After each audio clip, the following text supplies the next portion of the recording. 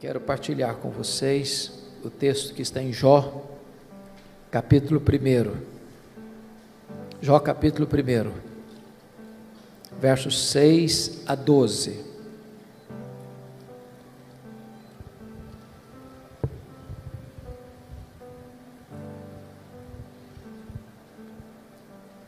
Jó, capítulo 1, 6 a 12. Está escrito o seguinte: num dia em que os filhos de Deus vieram apresentar-se perante o Senhor, veio também Satanás entre eles. Então perguntou o Senhor a Satanás: de onde vens? Satanás respondeu ao Senhor e disse: de rodear a terra e passear por ela. Perguntou ainda o Senhor a Satanás: observaste o meu servo Jó? Porque ninguém há na terra semelhante a ele, homem íntegro e reto, temente a Deus, que se desvia do mal. Então respondeu Satanás ao Senhor: porventura Jó debalde ou inutilmente teme a Deus? Acaso não o cercaste com sebe a ele, a sua casa e a tudo quanto tem? A obra de suas mãos abençoaste, e os seus bens se multiplicaram na terra.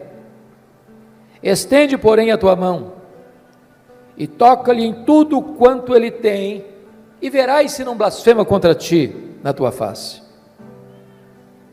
Disse o Senhor a Satanás: eis que tudo quanto ele tem está em teu poder, somente contra ele não estendas a tua mão.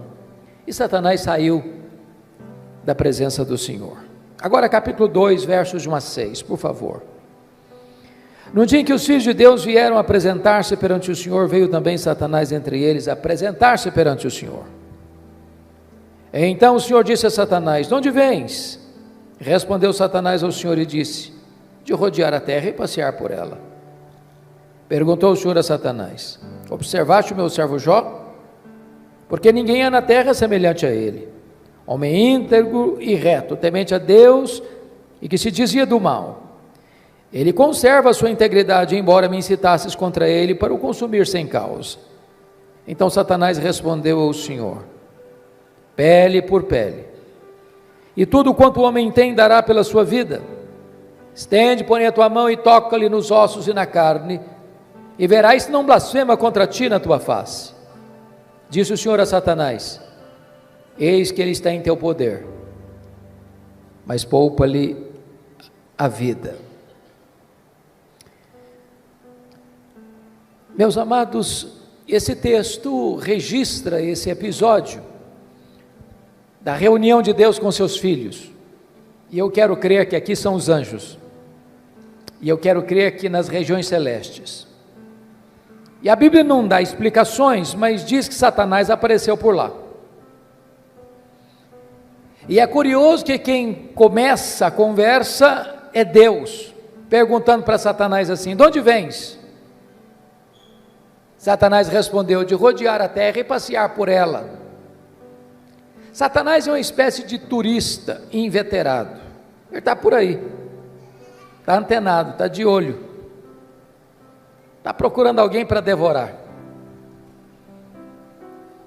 E Deus cutuca outra vez, perguntando assim para ele: observaste o meu servo Jó? E Deus dá o currículo de Jó: não tem ninguém na terra semelhante a ele, homem íntegro, reto, temente a Deus e que se desvia do mal. Em outras palavras, Jó era o homem mais piedoso da sua geração. Quando a Bíblia diz que ele era um homem íntegro, isso significa que é aquilo que você é quando ninguém está vendo, com a porta do quarto trancada. Quando diz que ele é um homem reto, significa que ele é exatamente aquilo que as pessoas estão percebendo, um homem que tem uma vida pautada pela verdade e pela justiça. Homem temente a Deus significa que isso é o princípio da sabedoria. Homem que se desvia do mal significa que ele é deliberadamente santo. Bom, Satanás podia ter respondido para Deus assim: bom, esse eu não conheço ainda, estou meio ocupado, tenho outras agendas. Quem sabe um dia eu boto os olhos nele, eu observo ele. Mas não foi a resposta de Satanás para Deus, não. Satanás respondeu assim para Deus: mas também puderas, desse jeito aí, qualquer um te adora, tu tens abençoado a vida dele, tu tens colocado um grande muro de proteção ao redor da família dele, tudo que esse homem bota a mão vira dinheiro, os bens dele prosperam na terra, desse jeito aí é muito fácil te adorar. Satanás com isso insinua duas coisas. Primeiro, Satanás insinua que ninguém adora a Deus por quem Deus é, apenas por aquilo que Deus dá. Satanás insinua que Jó só adora a Deus por causa das bênçãos que recebe de Deus e não por causa do caráter de Deus. Satanás insinua que Deus precisa subornar as pessoas com bênçãos para receber delas adoração. Satanás insinua mais, que Jó não é honesto quando ele serve a Deus, que Jó descobriu que religião dá lucro, que é um bom negócio, e que ele só serve a Deus porque com isso ele recebe determinados benefícios que de outra forma não receberia. Com isso, Satanás está levantando aqui duas teses. Primeira tese: ninguém ama mais a Deus do que o dinheiro. Segunda tese: ninguém ama mais a Deus do que a família. O que um homem tem?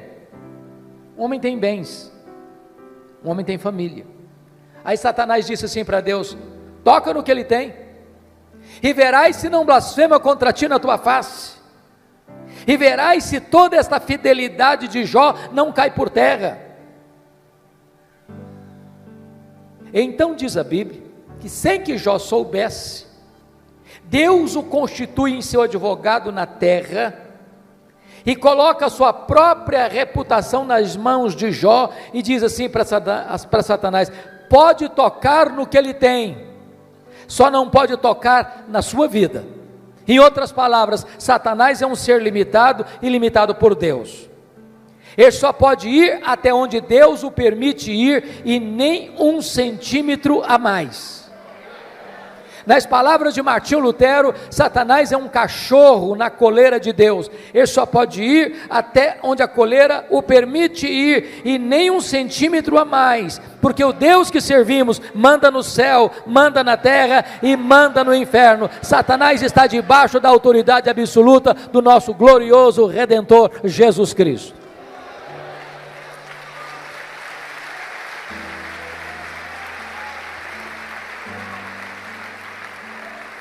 Com a permissão de Deus, Satanás, porém, sai dali para provocar um verdadeiro terremoto na vida de Jó. Convido você a olhar no versículo 3, 1:3, porque Jó não era apenas o homem mais piedoso, conforme diz o versículo 8, mas conforme diz o versículo 3, está escrito assim: depois de quantificar os bens que ele possuía, está escrito: de maneira que este homem era o maior de todos os do Oriente. Sabe o que significa isso? Ele era o homem mais rico da sua geração. Cai um mito aqui: não é pecado ser rico. Você pode ser o homem mais rico e ao mesmo tempo o mais piedoso. O problema não é ser rico, o problema não é ter dinheiro, o problema é o dinheiro nos ter. O problema não é ter dinheiro no bolso, o problema é entronizar o dinheiro no coração. O problema não é o dinheiro, o problema é o amor do dinheiro. Mas não obstante Jó ser o homem mais rico da sua geração, veja você comigo, que nos versos 14, 15 e 16, Satanás vai usar os sabeus, Satanás vai usar os caldeus, Satanás vai usar o fogo, para destruir tudo que Jó tinha, de uma maneira abrupta e rápida. O homem mais rico entra em colapso financeiro, o homem mais rico quebra, vai à bancarrota. Bom, você e eu conhecemos gente que por muito menos dá um tiro na cabeça. por muito menos blasfema contra Deus. A grande pergunta é: será que a tese de Satanás era verdadeira? Será que Jó amava mesmo mais a riqueza e o dinheiro do que a Deus? Será que Jó blasfemaria mesmo contra Deus? Será que a tese de Satanás era verdadeira? A resposta, confira comigo, está no versículo 21. Ele diz o seguinte: nu saí do ventre de minha mãe, nu voltarei. Sabe o que ele está dizendo?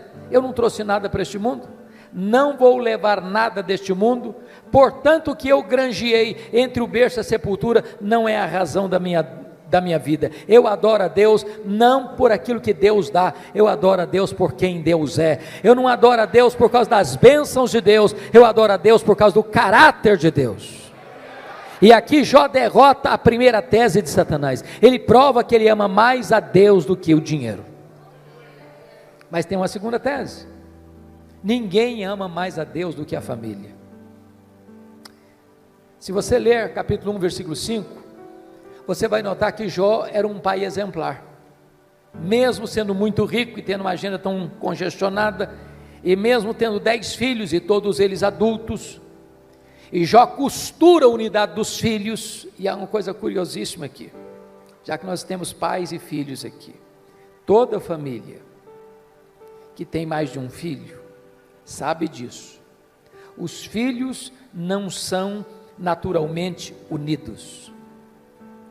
Quando você vê uma família unida, pode ter certeza, por trás tem um pai e tem uma mãe que trabalha para que os irmãos sejam amigos.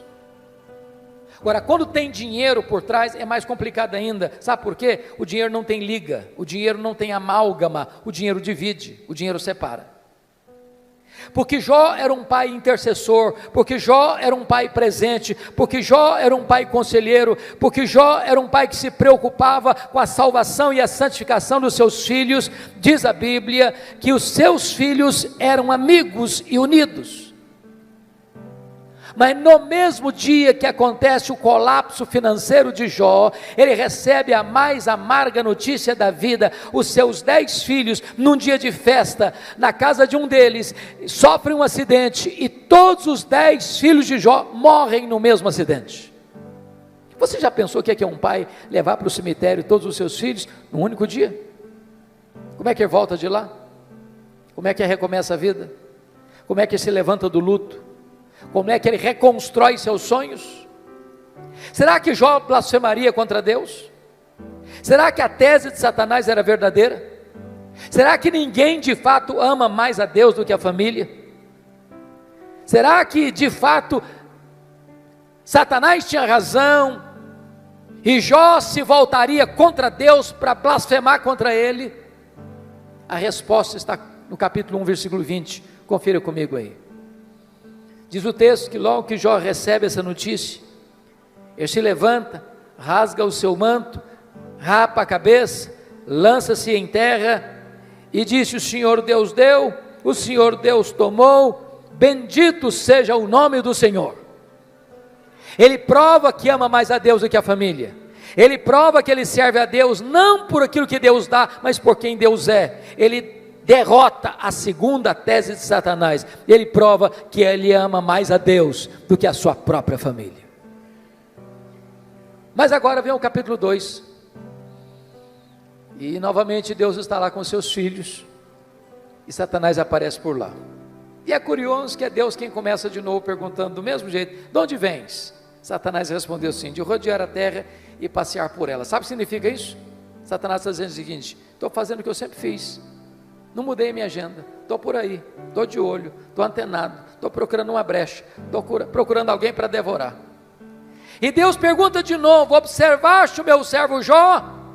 E dá o currículo de Jó sem alterar uma vírgula. Não tem ninguém na terra semelhante a ele, homem íntegro, reto, temente a Deus, que se dizia do mal. E Deus diz: me incitasses contra ele para o destruir sem causa, mas ele permanece íntegro. Sabe o que Deus está dizendo para Satanás? Satanás, suas teses são mentirosas, suas teses são falsas. Você diz que ninguém ama mais a Deus do que o dinheiro e do que a família, pois Jó provou que me ama mais do que ao dinheiro, provou que me ama mais do que a família, Jó derrotou as suas teses, Satanás.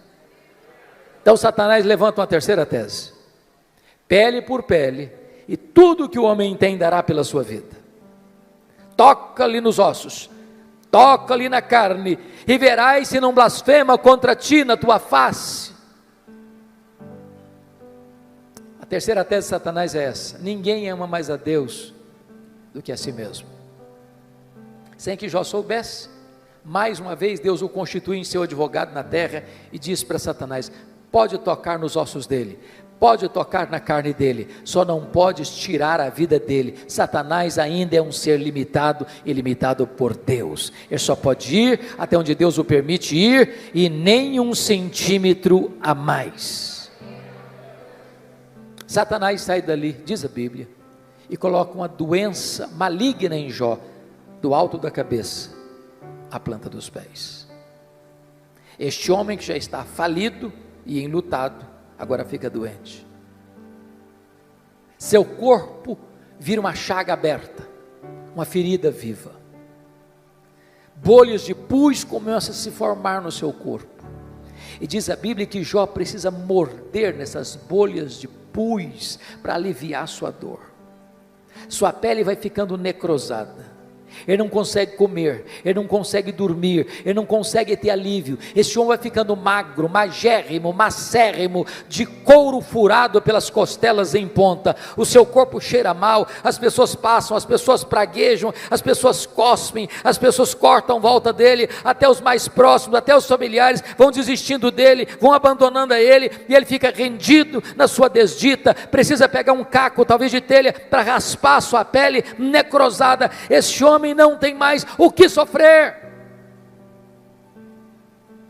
Nesta hora, diz a Escritura, que a sua mulher se aproxima dele e pergunta: ainda conservas a tua integridade, Jó? Amaldiçoa a Deus e morre, acaba com isso, tenha pelo menos coragem e dignidade de tirar a sua vida. E ele responde para ela: tu falas como uma louca, tendo nós recebido o bem de Deus, não receberíamos também o mal? Está escrito que em tudo isso Jó não pecou contra Deus com os seus lábios. Ele reprova a terceira tese de Satanás. Ele prova que ama mais a Deus do que a si mesmo. Ele prova que ele serve a Deus não por aquilo que Deus dá, mas por quem Deus é, não por causa das dádivas de Deus, mas por causa do caráter de Deus. Mas aí confira comigo, capítulo 2, versículo 11, meus amigos, Elifaz, Bildade e Zofar combinaram ir condoer-se de Jó e consolá-lo. Diz o texto que, levantando-se de longe os olhos, não reconheceram Jó, e ergueram a voz e choraram. Cada um rasgou o seu manto, lançava-se pó ao ar sobre a cabeça. Sentaram-se com Jó na terra 7 dias e 7 noites, e nenhum lhe dizia palavra alguma, pois viam que a sua dor era muito grande. Então eu faço uma pergunta a vocês: esses 3 amigos, de fato eram amigos de Jó?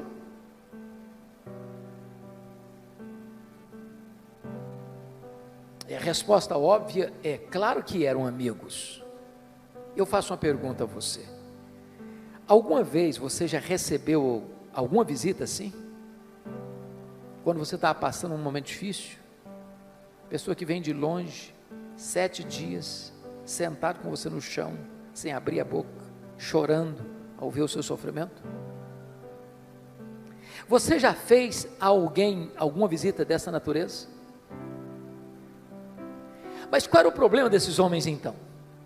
O problema desses amigos de Jó, que num dado momento eles deram uma de teólogos. Eles começaram a cogitar, desenvolveram uma lógica cartesiana de causa e efeito, e eles pensaram assim: para Jó estar sofrendo, ele deve ter feito alguma coisa errada, mas para Jó estar sofrendo muito, ele deve ter feito muita coisa errada. Mas eles não só pensaram, eles falaram, mas eles não só falaram para Jó, e assacaram contra Jó os mais pesados libelos acusatórios, chamaram Jó de louco, chamaram Jó de adúltero, chamaram Jó de ladrão, falaram para Jó que ele roubou os órfãos e as viúvas, por isso que ele ficou rico, falaram para Jó que por ser ele um homem louco, Deus havia matado os seus filhos, e eles foram massacrando Jó, eles foram cravando Jó com as suas setas venenosas, e eles foram colocando Jó debaixo de um rolo compressor, e eles massacraram este homem de Deus. Sabe o que Jó fez? O que você e eu faríamos? Jó começa a perguntar para Deus: por que, meu Deus? Por que eu estou sofrendo? Por que a minha dor não cessa?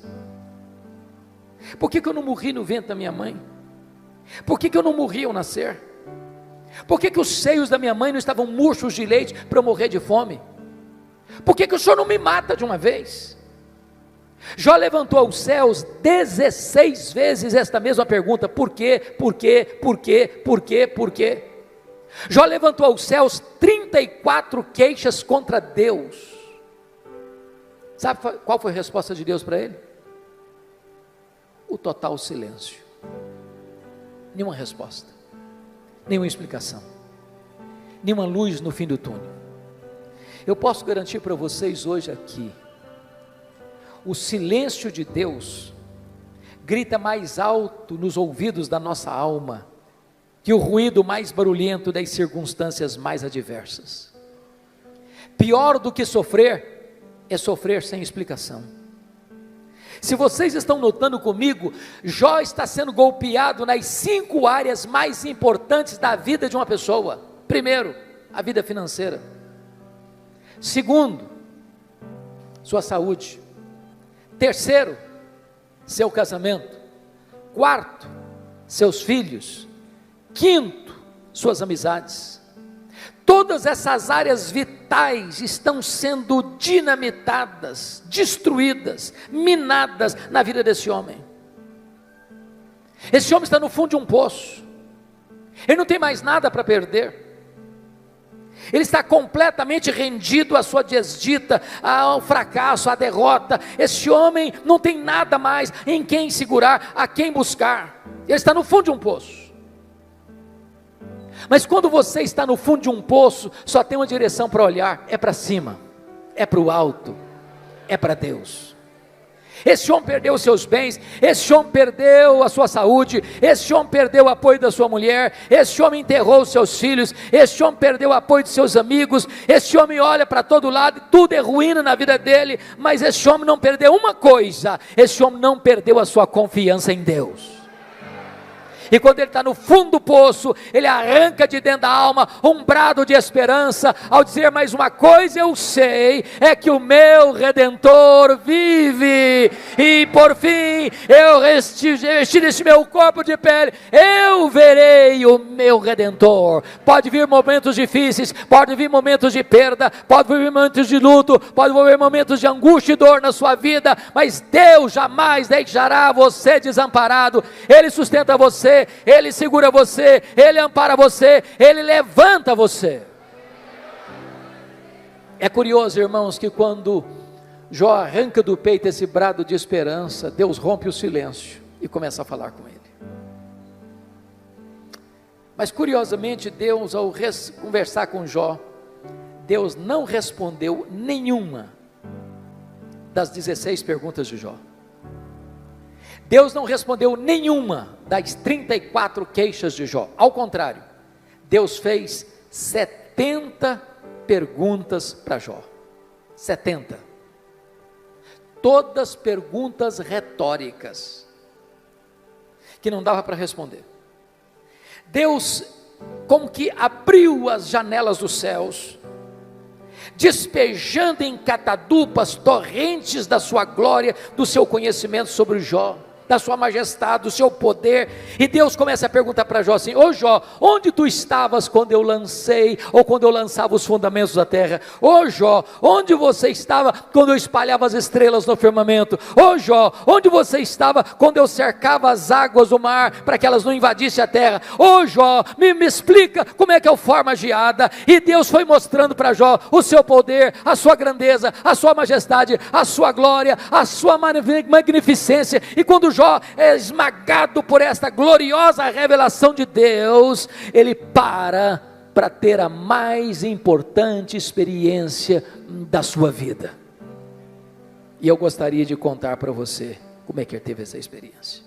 Então vá comigo agora, por favor, para o capítulo 42 de Jó, porque aí algumas revelações que mostram a experiência desse homem com Deus, que pode ser nesta noite a sua experiência com Deus.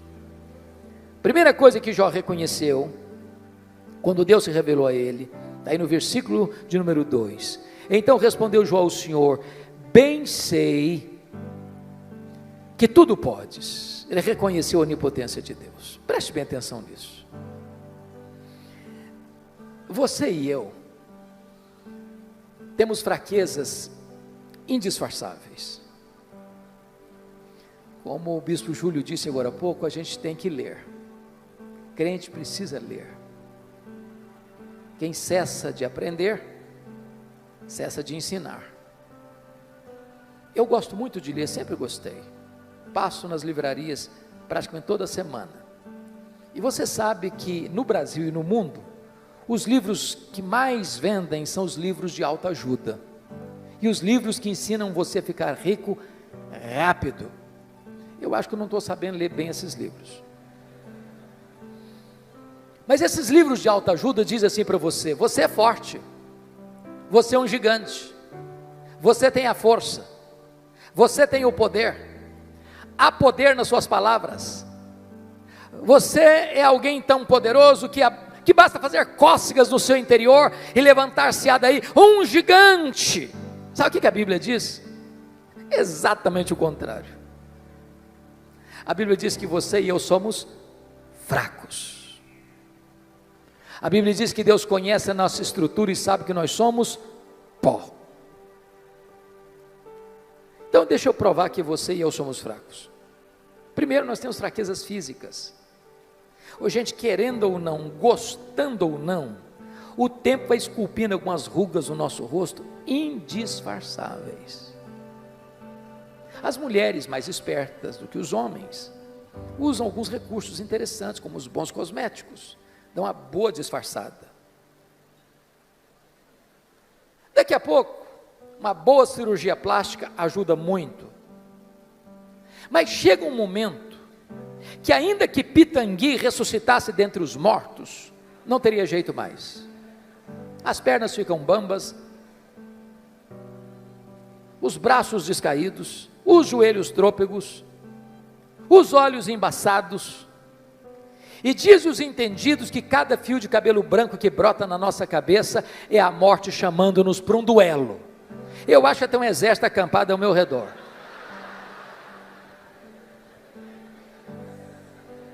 Temos fraquezas físicas, mas nós temos fraquezas emocionais. Quantos de nós, nas noites mais escuras da alma, gemendo e chorando, dissemos para Deus: oh meu Deus, eu não aguento mais, o Senhor estende a mão para mim, eu pereço. Temos fraquezas emocionais, mas nós temos fraquezas morais. Quantos de nós, com lágrimas nos olhos, já não prometemos para Deus: Deus, eu não quero mais cometer esse pecado, eu não quero mais cair neste mesmo pecado. Daqui a pouco você se flagra cometendo o mesmo pecado. Não é porque faltou para você honestidade e sinceridade, não, faltou para você poder. Somos fracos, mas nós temos fraquezas espirituais. Nós somos um ser contraditório, ambíguo, paradoxal. Paulo diz que o bem que eu quero fazer, esse eu não faço, o mal que eu não quero, esse eu pratico. Somos fracos, mas é maravilhoso você poder afirmar como Jó: mas o meu Deus tudo pode. Para Ele não tem doença incurável, para Ele não tem vida irrecuperável, para Ele não tem perdão que Ele não possa perdoar, para Ele não tem casamento que Ele não possa restaurar, para Ele não tem família que Ele não possa reerguer, para Ele tudo é possível, Ele pode tudo quanto Ele quer, Ele tudo pode. Portanto, irmãos, não tem nada mais importante para a família do que relação pais e filhos, filhos e pais, marido e mulher, mulher e marido, irmãos e irmãos, do que saber quem é o Deus que nós servimos, quão grande é o Deus que nós adoramos. A pergunta que eu faço a você nesta noite é: quem é o seu Deus? Quão grande é o seu Deus? Quão majestoso é o seu Deus? Quão poderoso é o seu Deus? Quanto pode o seu Deus? A.W. Tozer, que foi um dos mais importantes escritores do século XX, diz que o maior problema da igreja contemporânea, ele estava falando da igreja lá do século passado, mas é o problema nosso ainda hoje. Ele disse que o maior problema nosso é que nós passamos a maior parte do tempo medindo, tomando o nosso próprio pulso e olhando para o nosso próprio umbigo. Quando o nosso papel é conhecer a Deus e prosseguir em conhecê-lo, porque o povo que conhece a Deus é um povo forte, diz a Escritura. Quem é o seu Deus? Quão grande é o seu Deus? Quando o profeta Isaías estava pensando sobre isso, ele diz: o meu Deus é aquele que mede as águas na concha da sua mão, o meu Deus é aquele que pesa o pó das montanhas em balança de precisão, o meu Deus é aquele que espalha as estrelas no firmamento, e por ser forte em força e grande em poder, quando as chama pelo nome, nenhuma delas vem a faltar. O meu Deus é aquele que olha para as grandes potências econômicas e militares da terra e considera todas essas nações como um pingo que cai de um balde, como um pó numa balança de precisão, como um vácuo, como nada, como menos do que nada, pois este é o seu Deus. Agora pergunte para um astrônomo: qual é o tamanho desse universo que ele mediu a palmos? Pergunte. Sabe qual é a resposta dele? Eu não sei. E quando esse astrônomo diz eu não sei, ele não está confessando uma ignorância absoluta, não. É porque nenhum homem, por mais robusto que seja o seu conhecimento, por mais peregrina que seja a sua capacidade mental, é capaz de afirmar com precisão qual é o tamanho do universo. Isso é uma matéria em estudo ainda. O que eles já sabem é que o nosso universo tem mais de 93 bilhões de anos-luz de diâmetro. E o que significa isso? Significa que se você voar à velocidade da luz, 300 mil quilômetros por segundo, nessa velocidade, você demoraria mais de 93 bilhões de anos para ir de uma extremidade à outra do universo. Pois o seu Deus é maior do que isso. Ele criou tudo isso. Não tem um centímetro desse universo onde eu não posso dizer: isso aqui é meu, eu criei isso aqui, sou dono disso aqui. Este é o seu Deus. Pergunte a um astrônomo quantas estrelas existem. Sabe qual é a resposta dele?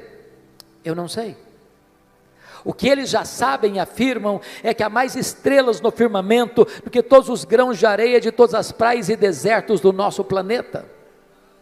Vá um dia à praia, encha a concha da sua mão de areia, leve para casa, bote numa tábua de vidro e tenha paciência de contar quantos grãos de areia você consegue botar na concha da sua mão.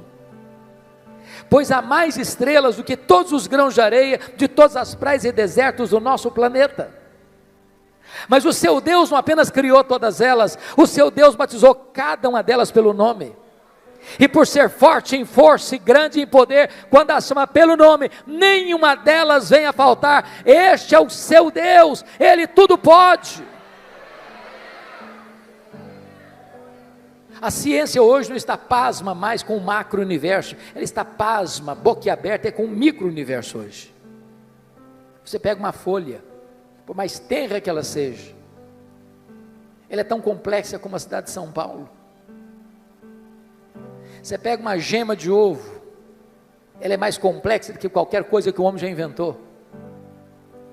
Dr. John Wilson, catedrático de Harvard, uma das maiores autoridades de oftalmologia no mundo, diz que você e eu temos em torno de 2 milhões de fios duplos encapados em cada um dos nossos olhos, e se não for assim, haveria um curto-circuito e nós ficaríamos cegos.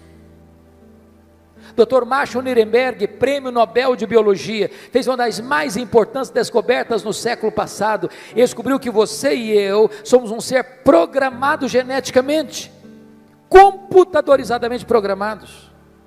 Ele descobriu que você e eu temos em torno de 60 trilhões de células vivas no nosso corpo.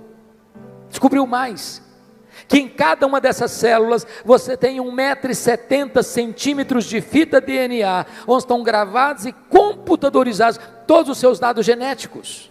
Se você espichar a fita DNA do seu corpo, você terá 102 trilhões de metros de fita DNA, você terá 102 bilhões de quilômetros de fita DNA no seu corpo, daria para dar diversas voltas no sistema planetário.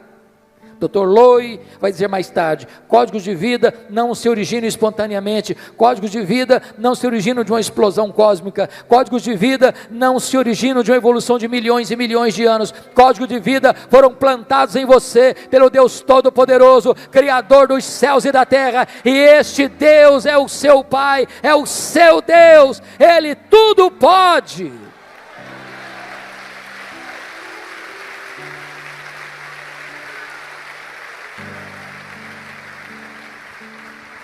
Deixa eu ilustrar isso de maneira mais simples.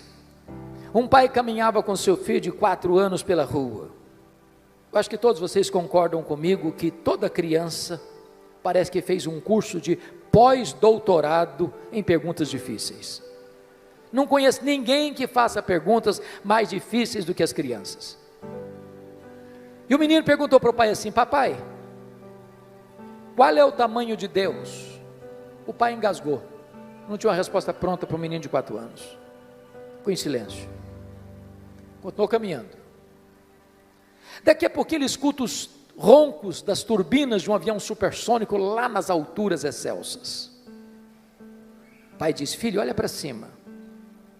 Você está vendo aquele avião? O filho disse: sim, papai, estou vendo.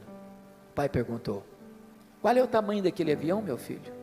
O menino respondeu: pequeno, papai, muito pequeno. Estava muito longe.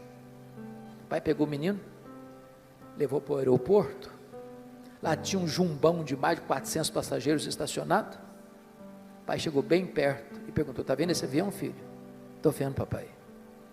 Qual é o tamanho desse avião, filho? Grande. Esse é muito grande, papai. O pai disse: filho, pois Deus é do mesmo jeito. Se você está longe de Deus, meu filho, Deus parece pequeno para você, aí os seus problemas ficam enormes. Mas se você está perto de Deus, meu filho, aí Deus é grande para você, aí os seus problemas ficam pequenos. Agora eu sei que tudo podes. A segunda coisa que Jó descobriu, irmãos, está aí no versículo 2 ainda: e nenhum dos teus planos pode ser frustrado. Preste bem atenção nisso. Você e eu não cremos em acaso, você e eu não cremos em sorte, você e eu não cremos em azar, você e eu não cremos em determinismo cego, você e eu não cremos em misticismo, você e eu não cremos em olho gordo, você e eu cremos que a mão de Deus dirige o nosso destino. Pode ter certeza disso. Se você está passando um momento difícil, se você está passando por um vale, se você está passando por uma prova, se você está passando por um momento de amargo, seja financeiro, seja de saúde, seja na sua família, isso não pegou Deus de surpresa, isso não desfez os propósitos de Deus na sua vida. Deus está trabalhando por você e não contra você. Sabemos que todas as coisas cooperam para o bem daqueles que amam a Deus. Se Ele está permitindo você passar por uma luta, Ele tem um plano, Ele tem um propósito, Ele vai transformar tudo isso para o seu bem, e você vai ficar mais maduro, e você vai ficar mais parecido com o Senhor Jesus Cristo. Nenhum dos planos de Deus pode ser frustrado. Terceira coisa que Jó vem a descobrir, pelo conhecimento que ele teve de Deus, ele reconheceu sua profunda limitação. Olha o versículo 3. Na verdade eu falei do que eu não entendia. Coisas maravilhosas demais para mim, coisas que eu não conhecia. Vamos entender isso aqui.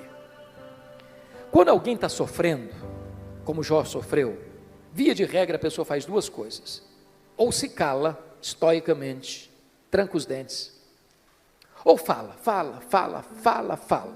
Jó falou, Jó se defendeu, Jó se queixou, Jó perguntou, o tempo todo. Quando você está sofrendo, você acaba falando muita coisa que você não está entendendo. Sabe por quê? Porque você e eu não enxergamos no escuro, você e eu não enxergamos na curva. Deus está vendo lá no fim, e Ele sabe que as curvas da estrada não tiram o seu alvo de chegar lá no fim.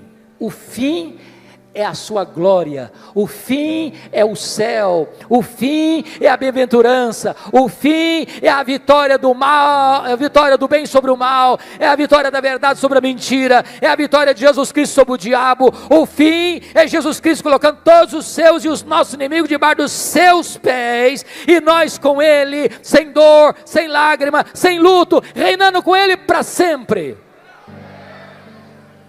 Agora, enquanto você está caminhando, você faz tanta pergunta, você fala tanta coisa, e eu também. Quando Deus começa a se revelar para Jó, mostrar a sua grandeza, o seu poder, sua majestade, o seu controle sobre o universo, sobre todas as coisas, Jó põe a mão na boca e diz: meu Deus, quanta coisa que eu falei sem entender. Sabe qual a lição que eu aprendo aqui? O sábio é aquele que sabe que não sabe, porque o que você não sabe é muito mais do que o que você sabe. Portanto, se você encontrar uma pessoa que fica arrotando em cima de você muito conhecimento, e que quer passar como aquela pessoa que sabe tudo, conhece tudo, entende tudo, Bíblia eu conheço de capa a capa, pode ter certeza, você está perto de uma pessoa que sabe quase nada. É lata vazia que faz barulho. Então deixa eu contar uma ilustração para você. Eu fui criado na roça mesmo, antes de luz elétrica, de estrada, de carro e tudo mais. Quebrei muito milho no muque. Quem sabe o que é uma roça de milho na hora de colher, seca para colher, sabe muito bem a diferença entre um restolho, que só tem palha e sabugo, e uma espiga boa, granada. A espiga boa, granada, na hora de colher, ela se tomba, ela se curva. O restolho que só tem palha e sabugo, não se curva nunca, fica sempre empinadinho. Então, quando você encontra uma pessoa muito empinadinha, saiba disso, é um restolho, só tem palha e sabugo. Porque é impossível você conhecer a Deus, quem é Deus, sem se humilhar, sem se curvar, sem reconhecer que você sabe quase nada.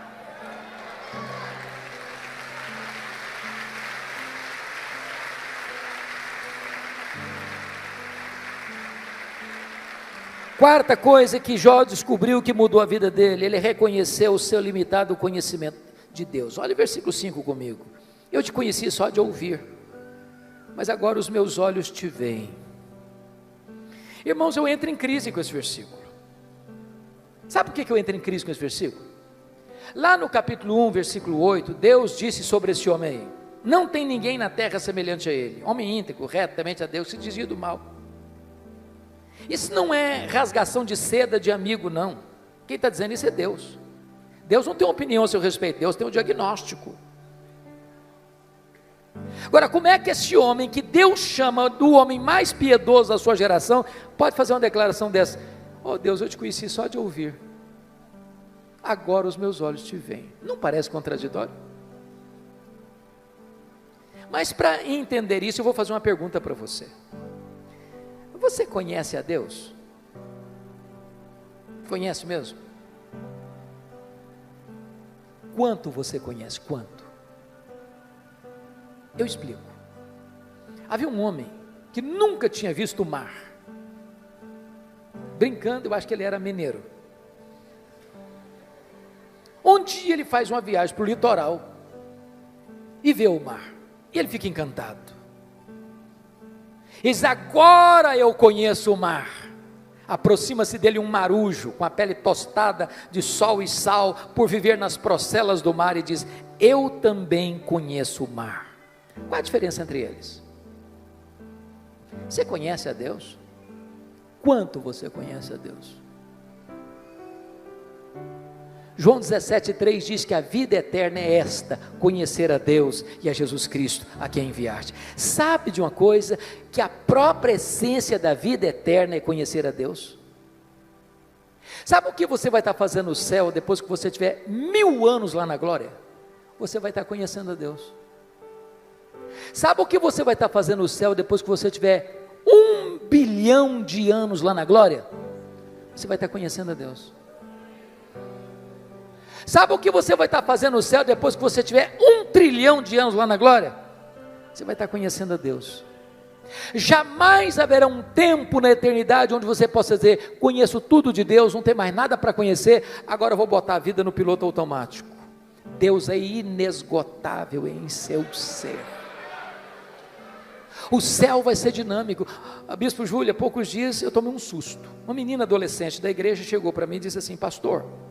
Falei: pois não, filha. Ela disse assim: eu não quero ir para o céu não. Eu tomei um susto. Disse: como? Eu não quero ir para o céu não. Falei: mas você está maluca? O que aconteceu? Não, não quero ir não. Falei: então me explica esse negócio. Ah, pastor, a ideia de céu que eu tenho, sabe o que é? Que eu vou estar numa nuvem branca, com a harpa na mão, tocando, cantando, tocando. Ah, eu não aguento essa vida inteira não. Eu quero coisa nova para a minha vida. Tem gente que acha que o céu vai ser chato. Se você não gosta de trabalhar, você está encrencado. Sabe por quê? Que a Bíblia diz que lá no céu nós vamos trabalhar. Seus servos o servirão. Agora pense comigo que nesse corpo frágil, que fica cansado, que fica doente, que fica velho, que fica caquético, nós conseguimos fazer coisas tão fantásticas, e diz Einstein que nós não usamos nem 10% do nosso potencial. Você já imaginou que nós não vamos poder fazer com um corpo 100% turbinado pela glória de Deus? Diz a Bíblia que você e eu vamos ter um corpo semelhante ao corpo da glória do Senhor Jesus Cristo. Jesus entrava numa casa fechada sem precisar abrir a porta. Jesus saía de Jerusalém, aparecia lá na Galileia sem precisar percorrer o trecho. Jesus subiu o assunto aos céus fisicamente. E eu pergunto para você: qual a distância da terra ao céu? Com que velocidade Jesus foi para o céu? Porque se ele foi para o céu na velocidade da luz, 300 mil quilômetros por segundo, depois de 2000 anos, ele está logo ali na esquina ainda. O que significa isso? A Bíblia diz que nós vamos ser como os anjos, não que nós não vamos ter um corpo, mas significa que nós vamos viver numa nova dimensão. Eu pergunto a você: com que velocidade um anjo vem do céu à terra?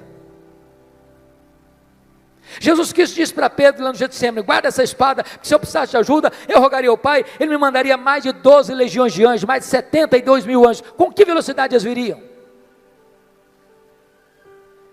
Os anjos não estão mais, não precisam e não estão presos às mesmas leis que nos governam aqui, pois o nosso corpo de glória vai ser assim. Nós vamos estar lá, nós viremos cá, nós subiremos, nós desceremos com a mesma velocidade, porque nós habitaremos novos céus e nova terra, e nós vamos conhecer a Deus, e nós vamos glorificar a Deus, e nós vamos trabalhar para Deus, e nós vamos amar a Deus, e nós vamos fruir a presença de Deus. Agora eu entendo Jó. Agora eu entendo Jó, ele está só arranhando a superfície, e você e eu também, tem muito mais, tem infinitamente mais. Então continua a ordem do profeta: conheçamos e prossigamos em conhecer ao Senhor. A última coisa que mudou a vida de Jó, confira comigo, está no versículo 6. Por isso eu me abomino e me arrependo no pó e na cinza. Ponto. Ponto. Não entendi nada de novo. Muito difícil. Como é que eu vou entender esse homem que o próprio Deus diz que ele é o mais piedoso, está se abominando e se arrependendo no pó e na cinza? Eu esperava uma confissão dessa de um ladrão, de um assassino, mas do homem mais piedoso. É chocante. Explicação: as pessoas que mais lamentam e choram seus pecados não são as que mais pecam, são as que mais perto de Deus andam. Quem está longe de Deus, irmãos, nem convicção de pecado tem. Quanto mais você conhece a Deus, quanto mais você anda com Deus, quanto mais intimidade você tem com Deus, mais você vê a enormidade do seu pecado e mais você lamenta pelo seu pecado. Pois bem, veja comigo, por favor, agora o versículo 10. Ele é a chave hermenêutica deste livro. Mudou o Senhor a sorte de Jó, quando ele chorava pelos seus amigos, e o Senhor deu-lhe o dobro de tudo quanto antes possuía.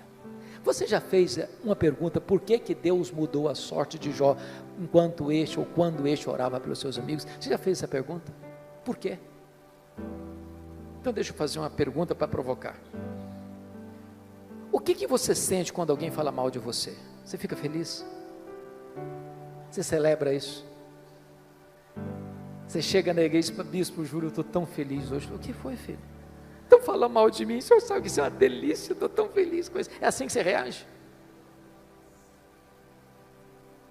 O que vocês acham que Jó sentiu, quando seus amigos disseram assim para ele: você é um ladrão, você é um adúltero, você é louco, você ficou rico porque você roubou os órfãos e as viúvas? O que vocês acham que Jó sentiu? Ficou feliz da vida? O que Jó fez? Jó se queixou, se defendeu, e quem se defende, sabe o que tem no coração às vezes? Mágoas, dores, ressentimentos. Sabe o que Deus está falando para esse homem? Meu filho, saia dessa arena da autodefesa, meu filho. Entre, meu filho, na brecha da intercessão. Enquanto você ficar se defendendo, Jó, vai ter mágoa no seu coração, mas quando você começar a orar por esses homens que acusaram você, você vai ficar curado, você vai ficar liberto, você vai ser restaurado. Sabe o que aconteceu? As 5 áreas que Satanás tentou destruir na vida de Jó, Deus restaurou todas elas. Bendito seja Deus. Primeira área que Deus restaurou, confira comigo lá no versículo 16, Deus restaura a saúde de Jó.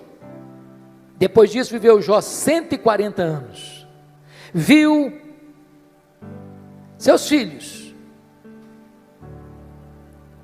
e aos filhos de seus filhos até a 4ª geração. Eu acho que não ficou nem cicatriz, nem sequela.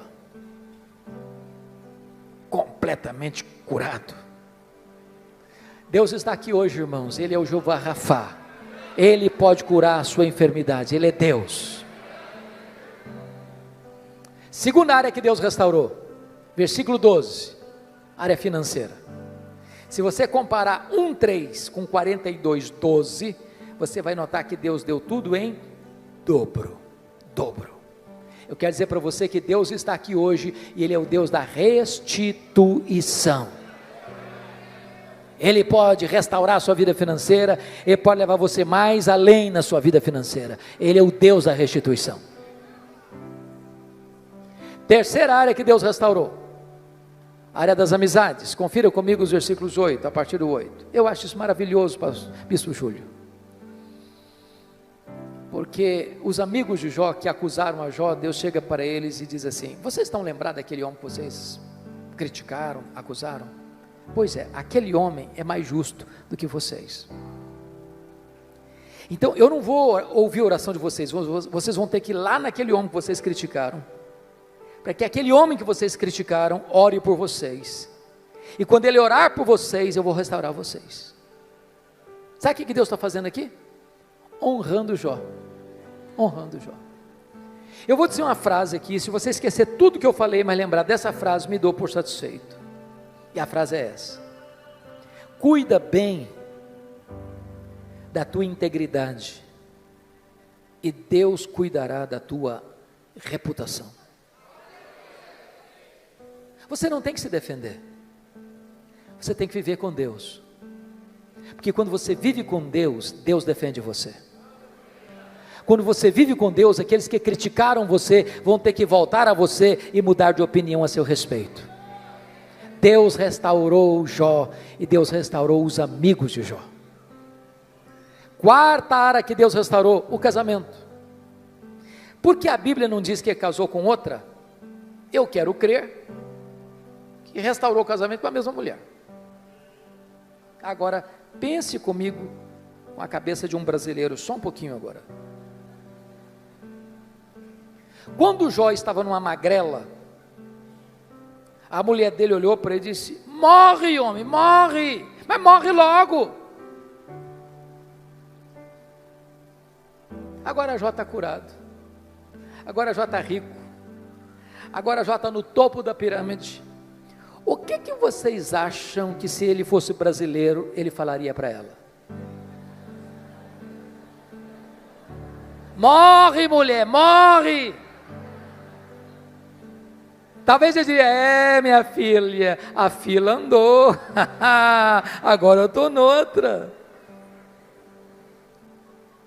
Mas deixa eu dizer algo para você, amado. Deus é especialista em pegar os cacos e fazer um vaso novo. Deus é especialista em curar feridas, em restaurar relacionamentos quebrados. Para Deus não tem impossíveis. Você que está pensando em desistir do seu casamento, não desiste não, invista nele. Deus pode fazer um milagre. Deus pode dar espírito de perdão ao seu coração. Eu achei muito curioso que há pouco tempo uma mulher chegou para mim e disse assim: pastor, eu estou vindo aqui dizer para o senhor que eu vou me divorciar. Eu tomei um susto.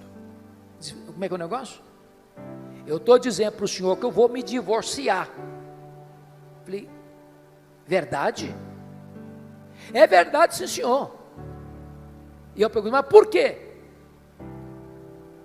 Ela disse assim para mim: secou. Secou, não tem mais nada, secou. O sentimento secou. Olhei para ela e disse: secou, filha? Mas se secou, tem esperança. Ela regalou os olhos: o senhor está maluco? Tem esperança. Você não leu na Bíblia lá que Deus fez a vara seca de Arão florescer? Pois Deus faz florescer o que está seco no seu coração. Diz: pastor, o senhor endoidou. Estou falando para o senhor que morreu. Está claro agora? Morreu, está claro? Ou precisa botar legenda? Falei: morreu, filha? Mas se morreu, tem esperança. Você não leu na Bíblia lá que Jesus ressuscita os mortos? Pois ele pode fazer ressuscitar o que está morto aí no seu coração. Tem esperança. Falei: pastor, o senhor endoidou, o senhor não está me entendendo não. Estou falando para o senhor que acabou, não tem mais nada, acabou, está claro agora? Falei: acabou, minha filha? Ué, mas se acabou, tem esperança. Ué, você não leu na Bíblia lá que Deus chama a existência as coisas que não existem? Se Ele chama a existência as coisas que não existem, Ele pode chamar a existência o que não está mais no seu coração. Você não vai separar essa semana não. Você vai orar comigo uma semana, depois você volta aqui.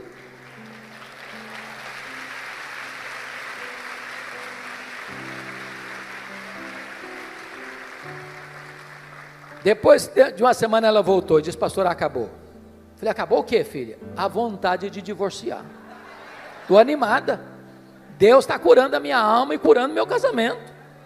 Com Deus não há impossíveis. Louvado seja o Senhor. A quinta e última área que Deus restaurou foram os filhos.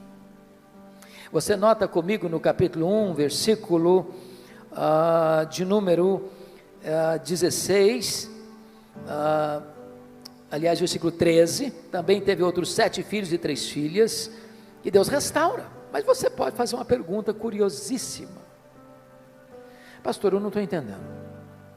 Se Deus devolveu tudo em dobro, e Jó antes tinha 10 filhos, quantos ele deveria ter agora? 20. Então não foi tudo em dobro.